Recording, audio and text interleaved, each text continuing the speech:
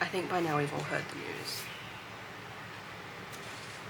And it is time, 5 years on, for me to do my second reread of the ACOTAR series.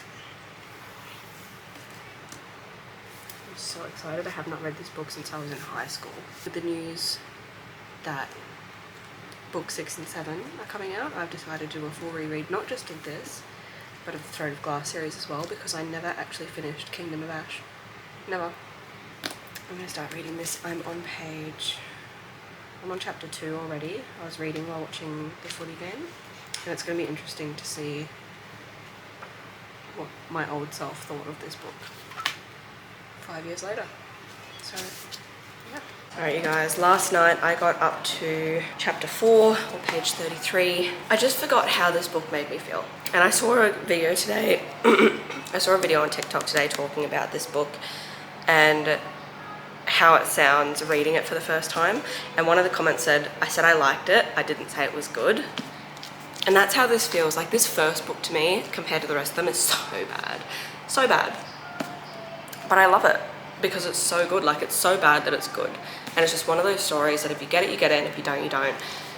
But I did forget to say last night, this video will contain spoilers. So basically at the moment, I'm at the part where the wolf comes into the cottage. She's hunted, she's sold the furs. We've heard about Isaac, so we have a backstory. We have, like, she set the scene so quickly and so well. Sometimes it takes like 100 pages to actually get into the plot. We're already in the plot, and that's what I love about these books. It's go, go, go, go, go. It's excitement all the way through. So I'm not going to the gym this morning because my son's ill and I don't want to put him in creation and infect other people's kids. So I'm going to sit down and I'm going to read this while he plays in his playroom. I do think while I've got the chance, Harvey wanted me to play with him for a bit. He's gone back to doing his own thing. While I've got the chance, I'm going to make myself a coffee. I am. And then I'm going to sit down and we're going to go through this together. Now, one thing I'll say about this book, she did get us in the first half. She really did. I was a Tamlin fan. So I'm trying to go into this without knowing the rest of the books. But I'm dreading it. Like I just want to read A Court of Mist and Fury already. This can fuck right off. But oh my god, I have not read this. I've been meaning to. My old roommate took it, so I couldn't reread it. Well, she didn't take it. I gave it to her. My sister borrowed it, so I couldn't read it. It's a little bit embarrassing because it's got like all of my 15-year-old like this. This must be some sort of erotic scene.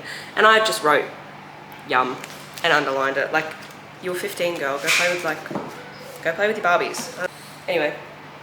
This is such a weird channel. I don't know if I should do my reading videos and like all my little niche videos on a different channel and have this for my vlogs, or whether I should just do it. Because it's like, you know, also, look at my nails, by the way. You'll see these in a different video. They're stunning. I love having money again. Okay, so I am reading the book. I'm on page 38. And I'm up to the part where Tamlin basically says that you can live out the rest of your days in Prythian for, like, as payment for taking my friend's life, as per the treaty. And I can't help but laugh at just how badly, I don't want to say badly, like just how, hang on. You murdered my friend, the beast snarled. Murdered him, skinned his corpse, sold it at the market, and then said he deserved it. And yet you have the nerve to question my generosity. Like, if I were the beast, right, if I were Tamlin, and she said I killed my friend, I'd snatch the bitch up, and then boom, story over, take her. But I guess that this is part of the story building, explaining the treaty and stuff like that, so I don't know. That's just my thought on the situation. It's an easy read. Like, it's an easy read. It's easy for young people to read. Harvey's down for a nap. I'm up to page 50. Ava has just discovered Tamlin's true form. We've seen him for the first time as High Fae. It's just I can't say anything bad about this book because I love it so much. Like, it's just, you know what I mean?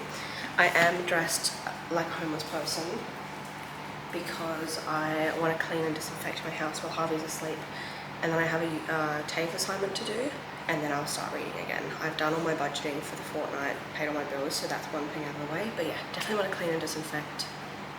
Alright, you guys, I'm off to work now. I'm still reading. I'm up to page 128, 129. Basically, she just caught the, I don't want to butcher this, Suriel? I don't know, whatever they call it. I have to look up the pronunciation of that. She just found out that Tamlin's a High Lord. And I'm seeing, like, because I'm reading it and I'm talking about it, I'm seeing things come up on, like, TikTok and stuff. And I'm getting spoilers that I completely forgot about. And it's like I'm reading the book for the first time, except I know the ending.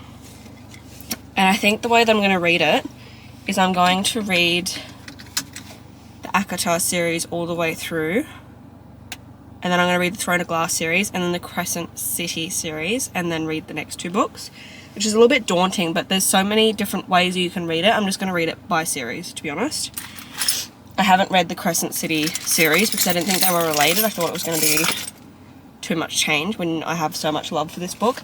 But I've just forgotten over time how much I love this series and why it is one of my favourites and always will be.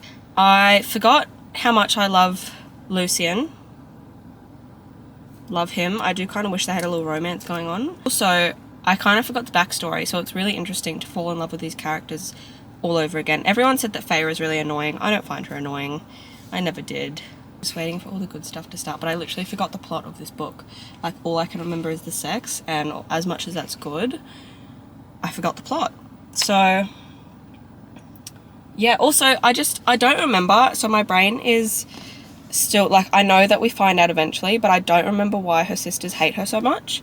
I really don't. And it's really fucking confusing me, and I feel really sad for Feyre, to be honest. Like, her life fucking sucked. And now she's been kidnapped by this thing. And I'm starting to remember, through watching TikToks, why we hate Tamlin, but I can't remember. I know that he was a controlling freak, which we hate, but I like the direction the story's taking, so yay! Start reading again. And I don't know if you can see, but this book is annotated quite heavily from when I was younger. And I have some annotating stuff that I bought recently, so that if I do feel like annotating or feel the urge to, I can. And I don't know if I'm going to do that with this book because the annotating I did years and years ago is so cringy. But this is also the annotations I did for my first reread of the book, so I already knew what was going to happen. Come on, look at that, like, ridiculous, you know?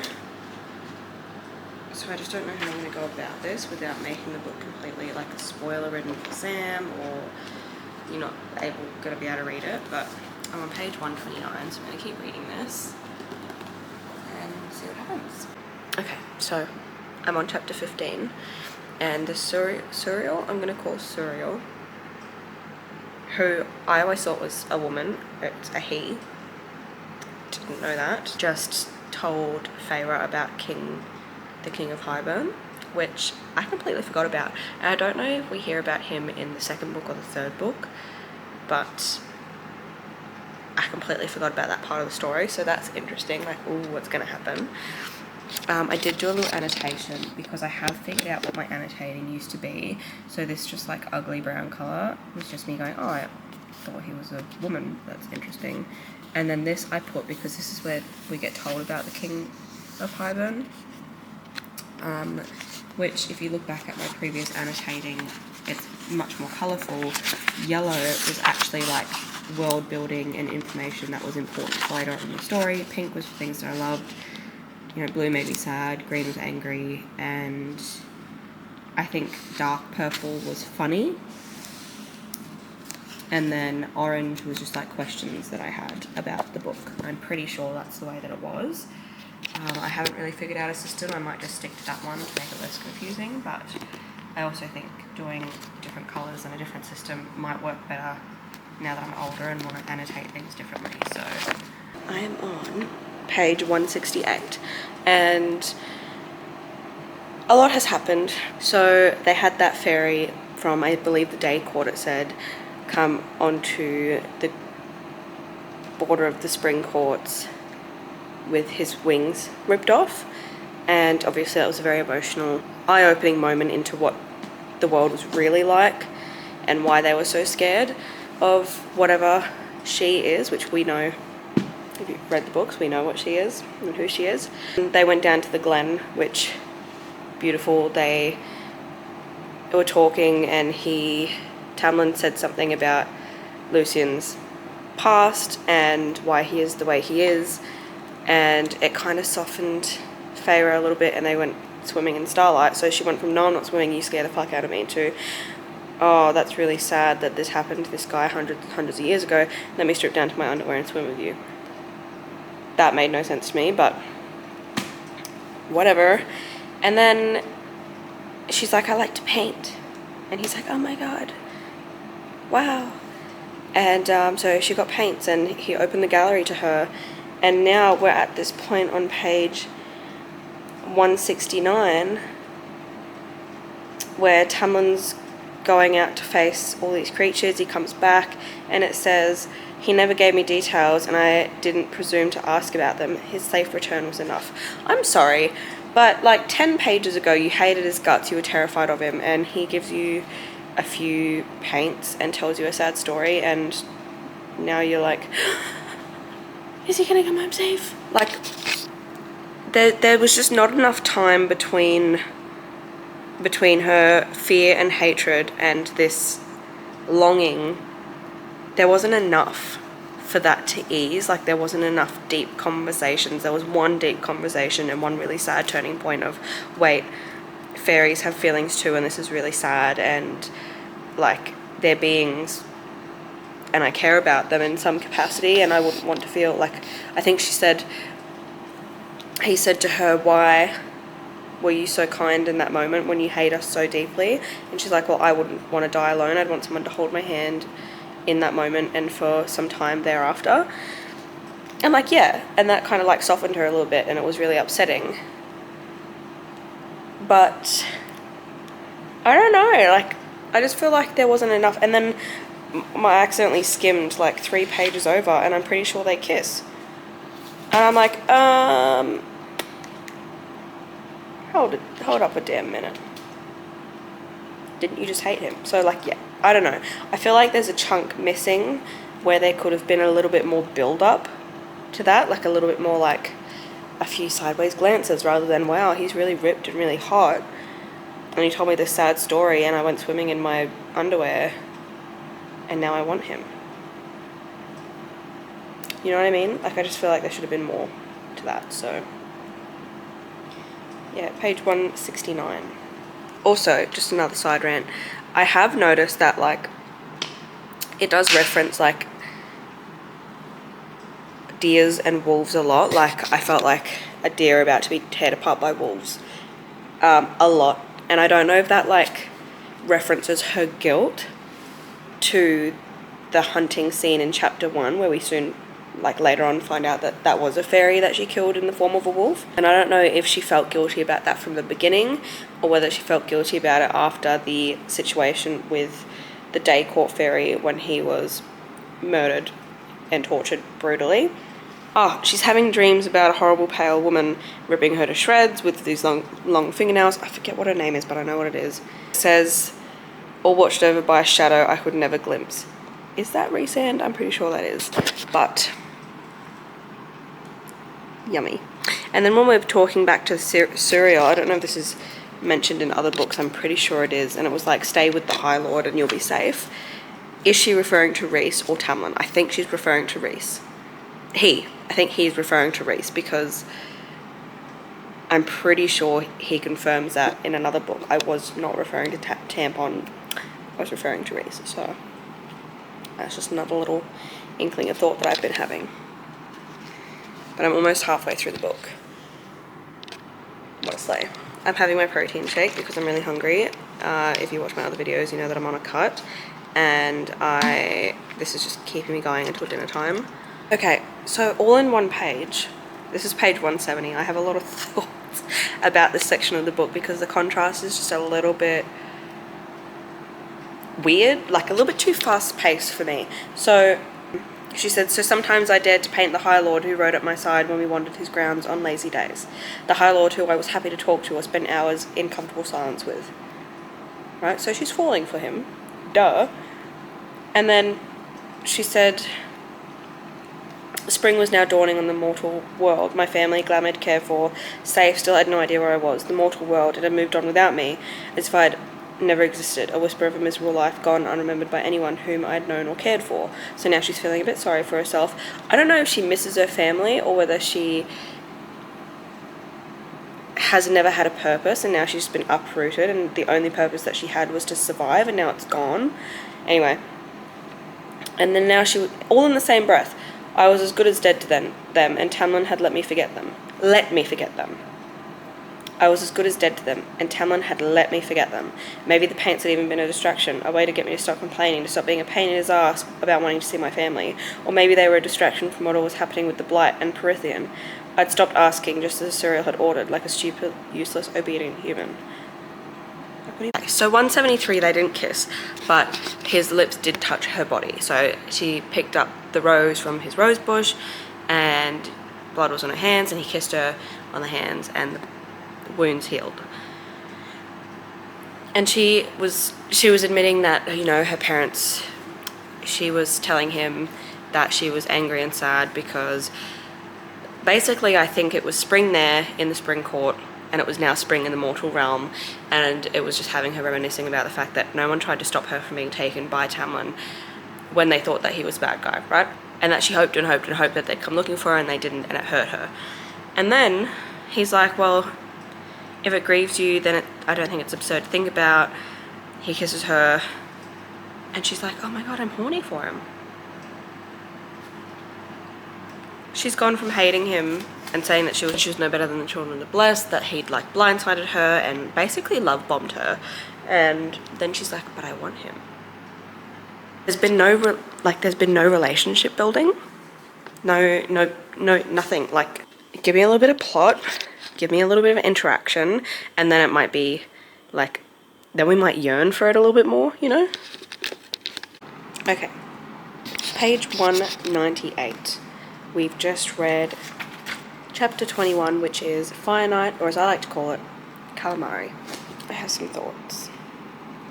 So we met Reese. We met Reese, officially, for the first time. And yum, but also so unlike the Reese that we know and love. So no tingles just yet. It was obvious by the energy shift that Tamlin had found his mate for the night. So she went out and got a snack, despite being told 1,000 fucking times. This dumb bitch. She was told, don't leave your room until the morning. Well, 2 o'clock in the morning, off she goes to get a lemon tart, whatever, little snack, and he is there, and he pins her against the wall, and he's like, I searched for you and you weren't there, I could smell you, you drove me mad, they made me pick another. And then she's like, I couldn't escape, I wasn't entirely sure I wanted to. Okay, I can't remember this. And then he's like, she asked me not to be gentle with her either. I would have been gentle with you though. And like okay, again, I'm 21. I read this about 5 or 6 years ago. Look at the shade of this book. Be fucking real. And then he's like, I would have had you moaning my name throughout all... I would have had you moaning my name throughout it all, and I would have taken a very, very long time, Feyre. He said my name like a caress, and his hot breath tickled my ear, my back arched slightly.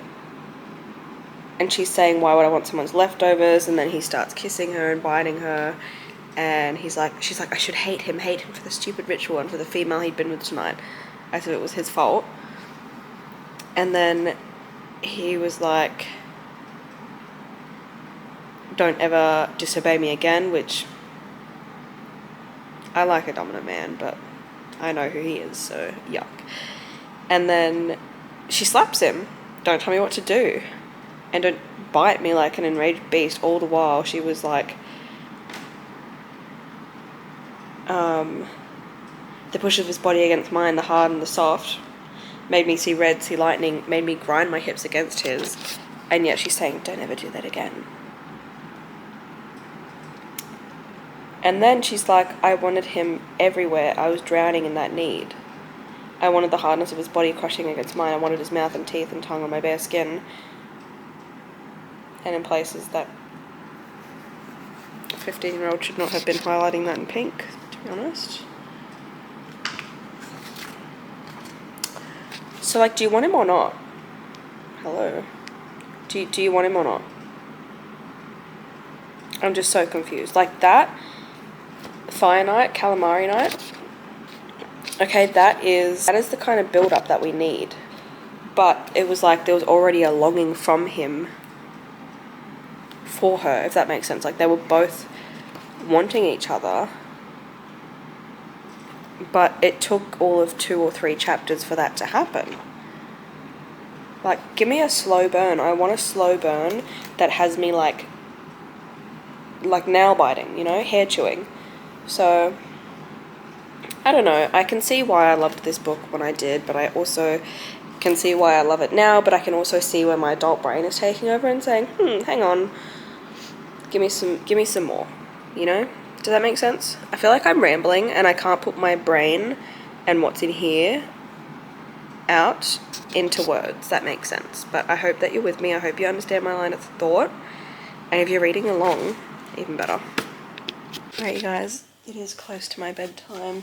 I did some reading, I did some studying, I've been doing some doom scrolling. I got my steps in, if you're wondering.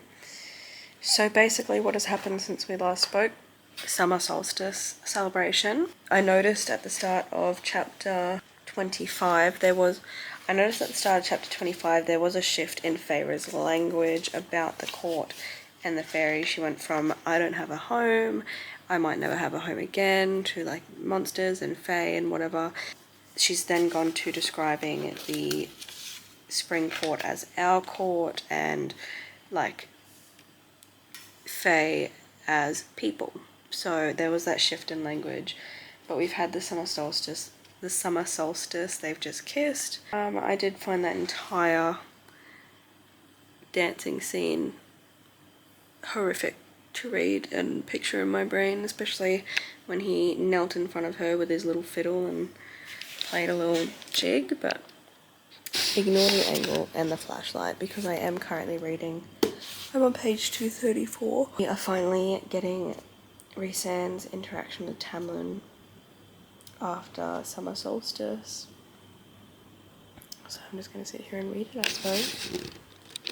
I've got my little setup, my little phone flashlight. So he's read all of Feyre's thoughts about Tamlin and basically threatened to tell Amarantha, I believe her name is, about her. And Tamlin's like, please don't tell her about Feyre. And he's like, beg and I'll consider not telling her. And the wording, like, please what, Rhysand said gently, coaxingly, like a lover, which comes up a lot when describing the way he talks. And now he's got this man doing doggy on the ground, you know, booty hole up in the air, begging him not to tell her, which I believe he does anyway, but I don't know. And the way that he like insults her doesn't feel like love at first sight to me, but whatever. I don't know, I guess I've just forgotten a lot of this book, so I'll have to read on to kind of figure out my thoughts, but that's where they're at the moment. Alright, so Tamlin just told Feyre that she's leaving, she's going back home, and he's taken on her debt for taking Andreas's life, which is so confusing to me because the entirety of this book we've been told there's absolutely no loophole and she has to stay here.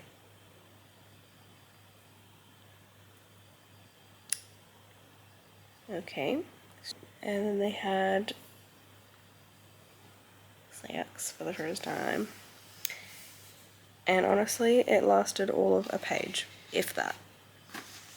anticlimactic to say the least. Good morning, guys. It is the next day. I'm home from work. Harvey's having breakfast, so I'm gonna read my book. Hey guys, I'm on chapter 6, which is page 316.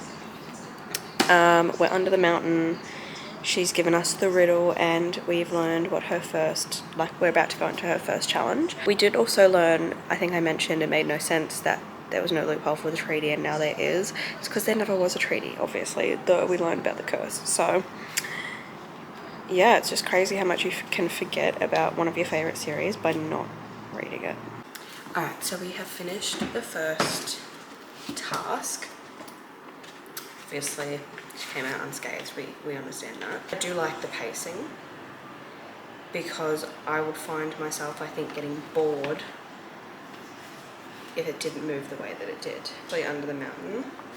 It's probably my least favourite part of the book, but it's probably where more of the plot lies than anything. Like, I think the plot is mostly in this end of the book, whereas this half is the world building and romance based part, whereas, you know, we only have about this much plot. So love the pacing, but at the same time you can just tell where this book lacks details and where it could be improved. Like if it was to be rewritten,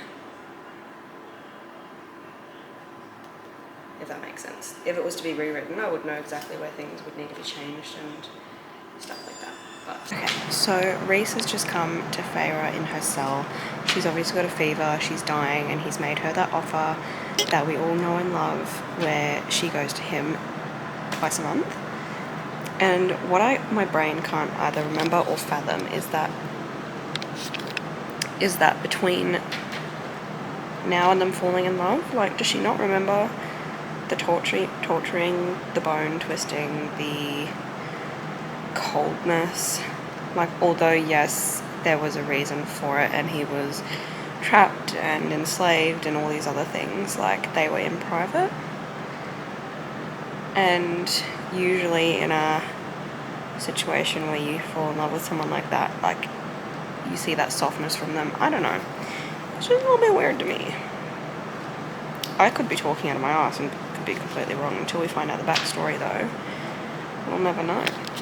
Okay, so the deal was made, 1 week a month with Reese. But one thing that I have to question is he healed her, he cleaned her up, and then he marked her with this tattoo, this agreement that was visible on her body. Huge, like a big arm sleeve, right? I'm just putting myself in the mind of Amarantha here. Wouldn't that piss her off? Like, wouldn't that get him in deeper shit than if he didn't do that? Like, he's not only healed and saved someone she's trying to kill and weaken, who is clearly out, like, besting her and proving everyone wrong that she can survive these trials. But as far as I'm aware, Reese is one of her many lackeys, for a better word, and all of this puts Amarantha at a disadvantage, because if she wanted her to be healed, she would have healed her. The goal is to kill her, and he's going against her and saying, when all this is done, I want you, blah blah blah, just to piss off Tamlin. Makes no sense to me. I'm on page 340, and we did just get our first Feyre darling, and I can't stop the giddy smile that spread across my face and the butterflies in my stomach. And the Yes Daddy that I wrote next to that I wrote 5 years ago, still stands true. You're not gonna believe it. I finished the book. I think it took me 3 days, the fastest I've read a book in a very long time. My eyes are aching, like I can barely see. Like, they're so fatigued. I haven't had time to gather my thoughts, right? but I think the last time I spoke to you, I don't even know. Basically, everything that I had in here and I questioned was answered, and I really enjoyed that. And I've got to say, I enjoyed the pacing. I enjoyed how intricate the magic system was and how creative it was, and the storyline. Each creature was so different in its own right, and it was emotional. Like, I felt every emotion through it. And although people have things to say about this book, and some people love it, some people hate it, I'm a lover of it. I love it, and I can see now why I was obsessed with this series and why it still stands the test of time and is one of my favorites, because a little bit more critical than I would usually be because it has been so long. But it was so good. Literally everything I questioned had answers to it. I did add some extra tabbies along the way. I think it's time to rate the book. It's 5 out of 5 stars. I think there's character development. I think there's smut, but not too much. Not enough, in my opinion. There's smut. There's a slight slow burn, but not really. It was a little bit fast paced. I don't know if that makes sense. Like, I feel like although it could have been stretched out, it was paced really nicely. I hope that makes sense. I hope what I'm saying comes across really well. The only thing that I will say is that most of the book, like I mentioned before, was setting the scene essentially, and the plot, although it was weaved nicely throughout the scene, it wasn't until those last few chapters where it really came to fruition. But just a really enjoyable, really easy read, and I'll never not pick up this book and reread it. But those are my thoughts. I am going to go study, I'm going to edit, I'm going to start book number 2, because we all know that's where the magic happens, and I have not annotated that book. I've only annotated this one, and it's time. And if I'm being honest with you, I have no idea what happens. Like, I have a few specks of scenes, but nothing sticks. There's no plot, nothing. So yeah, my recommendation is to pick up this book if you haven't already, and if you have, go pick it up again. And if you read it along with me, I hope you enjoyed it as much as I did, and let me know your thoughts in the comments below. And I'll see you in my next video.